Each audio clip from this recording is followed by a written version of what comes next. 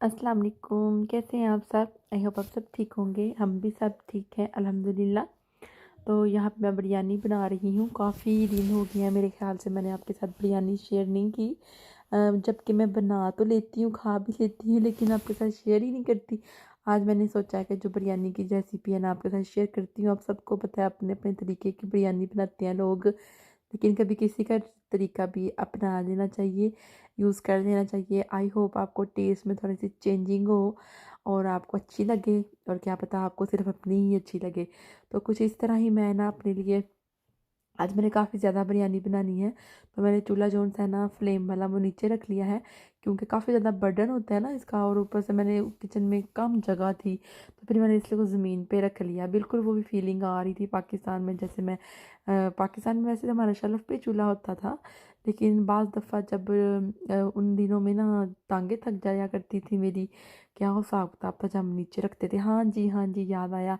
जब कोई लंबा काम करना हो ना तब हम चूल्हे को नीचे उतार लिया करते थे। वो इसलिए जब पाई वगैरह भूनने हो, ईद वगैरह का टाइम था और सीरी पाई वगैरह, खैर सीरी तो नहीं लेकिन पाई वगैरह मुझे भूनना देखना अच्छा लगता है, और उसकी खुशबू भी थोड़ी बहुत अच्छी लगती है। छोटे होते वक्त तो मुझे बड़ी क्रीज आती थी, बड़ी नफरत होती थी इस गोश्त से, कुर्बानी के गोश्त से और सीरी पाई इस तरह की चीज़ों से। लेकिन जब जब समझ आने लगी है तो तब तब ये चीज़ें अच्छी लगने लगती हैं।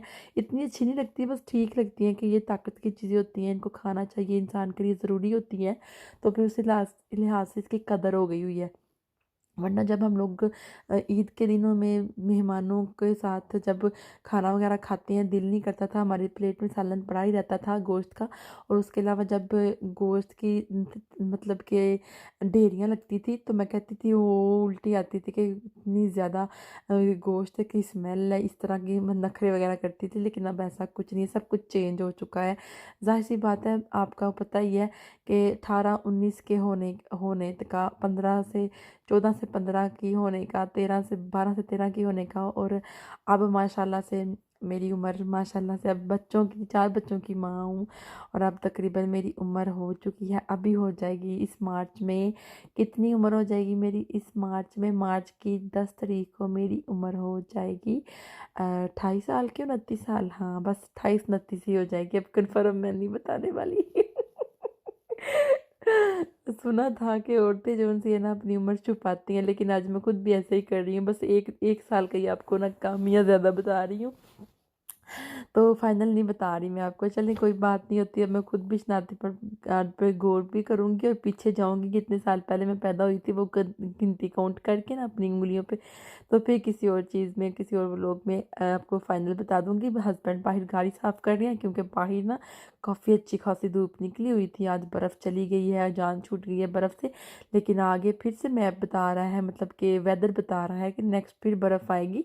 और यहाँ पे मोहम्मद अली कमरे में आके अपने कपड़े वगैरह समेट रहा है। मैंने इसको बोला था कि अपने कपड़े कम से कम, अपने कपड़े तो बेटे संभाल लिया करो, मामा के पास इतने घर में काम करने के लिए होते हैं, मामा अकेली काम करती रहती है, थोड़ी सी तो मामा की हेल्प होनी चाहिए ना। क्या करूँ मैं जर्मनी में फिर इसीलिए आई हूँ कि मैं बच्चे संभालूँ और खाना बनाऊँ, बस और कुछ भी ना। मैं खुद नहीं ना 5 मिनट भी आराम से बैठ सकती। आप प्लीज़ अपने कपड़े तो ले लिया करो ना। तो कहता है मामा मैं वही कर रहा हूँ, आपकी मदद ही कर रहा हूँ कि मेरी मामा थक जाती है, मेरी मम्मा खाना भी बना रही है, तो मैं ये वाला काम खुद ही कर देता हूँ। तो मैंने उसको गुड कहा और उसकी थोड़ी सी उसको थोड़ा सा अप्रिशिएट किया, और फिर मैं वापस आ गई। मैंने सोच रही थी कि जब तक हस्बैंड जो से हैं वो गाड़ी वगैरह साफ़ कर लेती हैं, तो आपको पता है कितनी एनर्जी वेस्ट होती है इस तरह के कामों में, तो तब तक भूख लगी जाएगी। तो मैंने बिरयानी रेडी करनी शुरू कर दी थी। चिकन मैंने सुबह को ही निकाला हुआ था।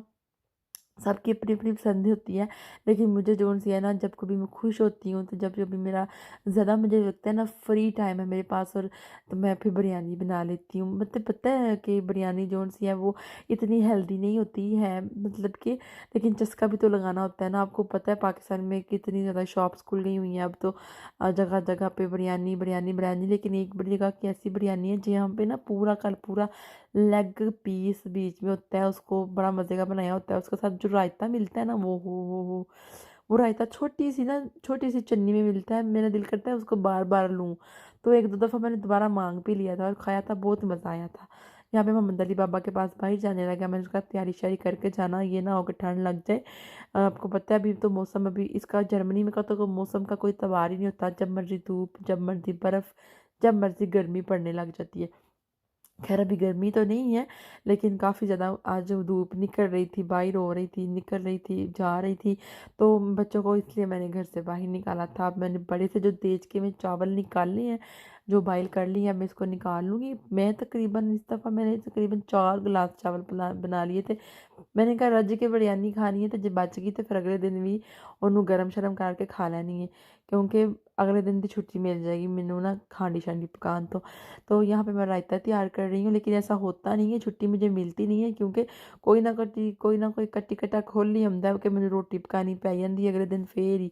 तो इस तरह ही होता है बस ना मेरे साथ। अब मैं ना यहाँ पे मैंने बिरयानी के चावलों का ना दम लगाना है। बड़ी मज़े की खुशबू आ रही थी, इतनी मज़े की खुशबू आ रही थी कि दिल कर रहा था कि बस अभी से ना फटाफट दम लग जाए, बस ना प्लेटों में डाल के हम सब लोग ना बैठ के खाने लग जाए। दूसरी साइड पे जाके बैठ के क्लीन पे बैठ के खाएंगे। डाइनिंग टेबल पे बैठने का हमारा कोई मूड नहीं है। आराम से चंकुड़ी मार के ना ते क्लीन ते बावांगे ते खावांगे बिरयानी।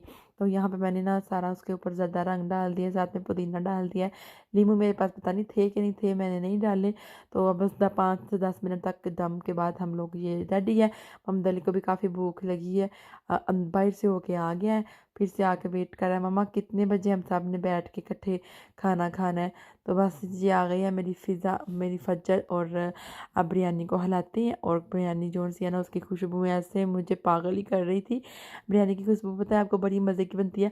और उसके अलावा मुझे बिरयानी का पता नहीं था होता छोटे होते वक्त के बिरयानी क्या होती है। लोग कहते हैं बिरयानी बिरयानी बिरयानी, मैं कहती थी कि ये हो गया तड़के वाले चौल ही होंगे ने मुर्गा पाया होंगे। लेकिन नहीं, मेरी मोहल्ले की एक आंटी थी, उन्होंने मुझे बिरयानी बनाना सिखाई थी। उनके घर में अपनी सारी चीज़ें ले गई थी, जैसे प्याज जो जो बिरयानी में डलता है ना सब कुछ मैं लेके चली गई थी। तकरीबन मैं उनके घर में 6 बजे गई थी। 6 बजे से लेके 8 साढ़े 8 बजे तक ना बिरयानी बन के तो मैं घर वापस आ गई थी। तो घर में मेरी अम्मी, मेरी बहनें, मेरी नानो वेट कर रही थी कि कब किरण आएगी बिरयानी लेके, तो बिरयानी हम लोग खाएंगे। तो जब मैं बिरयानी लेके आई तो बिरयानी खाई तो पता चला कि बिरयानी कैसे बनती है और कैसे खाई जाती है। तो बिरयानी बेसिकली मैंने उस आंटी से सीखी है, इसलिए जब भी मैं बिरयानी बनाती हूँ तो मुझे उनकी याद ज़रूर आती है। उनके सिर्फ 2 ही बेटे हैं और माशाल्लाह अब जवान हो गए हैं, बड़े हो गए हैं। मैं तब छोटी थी, तकरीबन मैं 10 में पढ़ती थी। तो अब तो वो, मैं शादीशुदा हूँ, मेरी बच्चे हैं, तो लेकिन अभी तो वो उनके बच्चे तकरीबन 12 13 साल के हुए होंगे ना। तो उनसे मैंने बिरयानी सीखी थी। मेरी बिरयानी के साथ मेरी एक बहुत मतलब ख़ास याद वो बसता है, क्योंकि मुझे इससे पहले बिरयानी का पता ही नहीं था। और जब भी मैं, उसके बाद मैंने हमेशा बिरयानी खुद ही बनाई है, शौक़ से बनाई है, अपनी मर्ज़ी से बनाई है। हमेशा सारी चीज़ें इकट्ठी करके आराम आराम से बनाई है और हमेशा खुद ही बनाई है। कभी मैंने, जब बड़ी भी बिरयानी बनाने का मौका आया मैंने ही बनाई है जी बिरयानी। सीखने के बाद फिर मैंने किसी को मौका नहीं दिया बनाने का। तो अभी जब पाकिस्तान वापस जाऊँगी तो अपनी मम्मी को भी खिलाऊँगी बना के। और क्योंकि मुझे मौका कम ही मिलता था, क्योंकि बच्चे तंग करते थे ना मुझे, छोटे दोनों ट्विन्स जो थे मोहम्मद अली फ़िज़ा। और जर्मनी में आके तो ये बड़े हुए हैं, पहले तो इतने बड़े नहीं थे ना, तो मुझे काम करने नहीं देते थे। मैं इनके आरे लगी रहती थी, इनको खिलाना पिलाना नहलाना, कपड़े चेंज करने के। बच्चों के पता है कितनी दफ़ा कपड़े चेंज हो जाते हैं। ससुराल में मैंने कभी इस तरह के टशन टुशन नहीं किए बिरयानी वगैरह के, क्योंकि वहाँ पे हम लोग सादा खाना ही खा लिया करते थे। इस तरह के बिरयानी वगैरह क्योंकि मेरी सास भी नहीं खाती थी, मेरी ससुर भी नहीं खाते थे, क्योंकि वो हाई ब्लड प्रेशर के मतलब ना हो जाए उनको, इसलिए ज़्यादा मिर्चें वगैरह टेस्टी वगैरह नहीं। इस तरह हम लोग दूसरी चीज़ें खा लिया करते थे, दही बल्ले इस तरह, सालन वगैरह दूसरे का, चिकन में दाल ली, भिंडी, इस तरह की चीज़ें खा लिया करते थे ना। तो अभी हमने बिरयानी वगैरह बड़े तसल्ला से बड़ी आराम से खाई है, पी है, बोतल शोतल लगा लुकू के पी पू ਲਈ ਸੀ ਬੱਚਿਆਂ ਤੋਂ। ਬਾਅਦ ਚੋਂ फ्रिज ਦੇ ਕੋਲ ਆ ਕੇ ਵੀ ਮੈਂ ਕੁੱਟ ਛੁੱਟ ਲਾਉਂਦੀ ਰਹੀ ਹਾਂ, क्योंकि बच्चे फिर पढ़ लेंगे ने। फिर वो बाद चो मतलब कि उनकी खांसियाँ शुरू हो जाती हैं। तो अब मैंने पी पूरी बोतल, क्योंकि डकार जिन तक नहीं आना बिरयानी खाने तो बाद, बोतल पीने तो बाद डकार जिन तक नहीं आना, सुकून नहीं मिलना, प्यास लगती रहती है, फिर पानी पी पी के अफर जाइदा। इसलिए मैंने फिर बोतल का घूंट लगाया, प्यास ख़त्म, और उसके बाद चाय भी पी थी। तो अब जी हम लोग एक राउंड लगा रही हैं, एक जगह पे जाना था, वहाँ से आके तो फिर आपसे बात करती हैं हम लोग किधर जा रहे हैं। वैसे मैंने डॉक्टर के पास अपॉइंटमेंट थी, तो वो काफ़ी दिनों से मेरी अपॉइंटमेंट थी, तो मैं सोच रही थी कि ना जब भी जाऊँगी ना सारे बच्चों को साथ लेके जाऊँगी, हस्बैंड बच्चों के साथ वेट करेंगे और हम जो सा मैं जाके अंदर से अपनी अपॉइंटमेंट जो सी है ना वो भुगता आऊँगी। जब भी यहाँ पे कोई भी अपॉइंटमेंट होती है तो मुझे बहुत गुस्सा आता है, बहुत ज़्यादा गुस्सा आता है मुझे कि पता नहीं फिर शुरू जिस दिन अपॉइंटमेंट होती है फिर से कितने दिन पहले ही फ़िक्र लग जाती है कि यार इस टाइम से तैयार हो जाना, इस टाइम निकलना, ये वो झंझट ही पै जाता है। तो अब यहाँ पे मैं माल्टे का जूस जो है ना वो बना लेती हूँ। आपको सिर्फ दिखाना था कि मैंने इसके अंदर फटाफट से ईज़ी से ना माल्टे का जूस बना लिया है। अब मैं इसके अंदर गाजर का जूस जो है ना वो भी मिक्स करूँगी। फ़िलहाल तो मैं ये फ़िज़ा को देने लगी हूँ क्योंकि फ़िज़ा कहती थी मम्मा मैंने पीना है माल्टे का जूस। तो माल्टे कम से कम मीठे तो थे ना। तो मैंने कहा चलो पी लो, एक तुम ना गिलास तुम्हें भर के दे देती हूँ। उसके बाद फिर मैंने ना गाजर का जूस भी बनाना है और गाजर का और माल्टे का जूस ना सर्दियों में बहुत ही ज़्यादा विटामिन से भरपूर होता है और इतना मज़ा आता है दोनों को इकट्ठे करके पीने का। विटामिन के विटामिन मिल जाती हैं और जूस का जूस पीजिए, आपके लिए हल्का-फुल्का और वो भी हेल्दी चीज़, फ्रेश घर का बना हुआ। ये पूरा मार्केट से जाके आप पिएँगे ना आपको 5 से 6 यूरो का 1 गिलास मिलेगा इतने साइज़ का।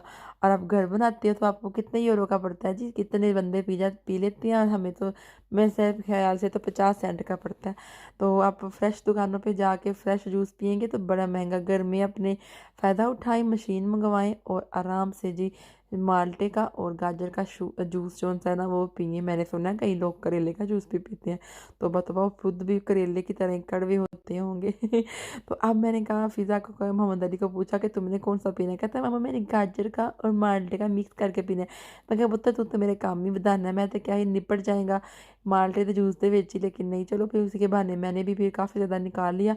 मैंने कहा चलो इनके बहाने मैं भी पी लूँगी साथ में। अपने लिए फिर मैं स्पेशल नहीं करती क्योंकि मुझे आलस सा रहता है कि क्या मशीन धोनी, फिर उसके सारे पार्ट्स को अलग-अलग धोना, फिर सुखाना, फिर जगह पे रखना। बड़ा यार लंबा चौड़ा काम हो जाता है और फिर बच्चों के साथ फिर यहाँ पे सिंक भरा रहना है। तो फिर बच्चों ने हाथ नहीं लगाने देना, फिर इनको सुलाने का वेट करो और फिर पियो।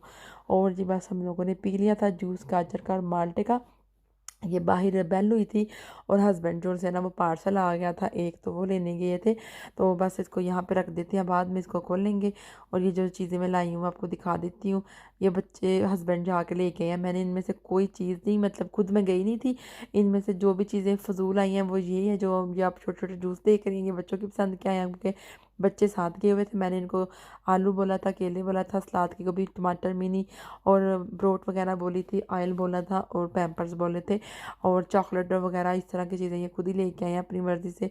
और ये जो उनसे योगर्ट भी मैंने बोला था इनको, ये पापड़ शापड़ इस तरह की चीज़ें ये खुद ही लेके आए हैं। मैंने इनको ये वाली चीज़ें नहीं बोली थी। जब बच्चे खुद से आ जाते हैं तो बड़े ज़्यादा पंगे डालते हैं, इधर उधर की चीज़ों को पकड़ते हैं फिर लेते हैं। मैंने पैम्पर्स बोला था 1, 2 लेके आए हैं। मैंने दूसरे बोले थे ये पैम्पर्स वालों के लेके आए हैं क्योंकि यार ये बहुत महंगे पड़ते हैं और फिर ना ये जल्दी ख़त्म भी हो जाते हैं। दूसरे जब मैं मंगवाती हूँ ना वो साइज़ में भी बड़े होते हैं क्योंकि मेरे बच्चे बड़े हैं, साइज़ में बड़े हैं। एक नंबर दोनों को ना 5-5 नंबर आता है और एक जो है ना वो गलती से मंगवा लिया, इसको वापस करके 5 नंबर ही ले आएंगे। तो यहाँ पे जी बस अब जी वीडियो का करते हैं एंड। वीडियो को लाइक कर दीजिएगा, शेयर एंड सब्सक्राइब ज़रूर कीजिएगा। इसी तरह की वीडियो देखने के लिए अगर आप चाहते हैं तो मेरे चैनल को सब्सक्राइब करें ताकि आपको हर आने वाली वीडियो का नोटिफिकेशन सबसे पहले मिल सके। तो चलती हूँ जी और आपके साथ एक और बात शेयर करनी थी। बिरयानी जौन सी थी ना वो मैंने अ, अगले दिन भी खाई थी और फिर अगले दिन हम लोग बाहर चले गए थे घूमने फिरने के लिए। बिरयानी वैसी की वैसी पड़ी रही और फिर इसलिए हमने अगले दिन भी खाई थी। ये वाली बिरयानी बहुत ही मज़े की बनी थी, जब जब पुरानी हो रही थी उसका मज़ा आ रहा था।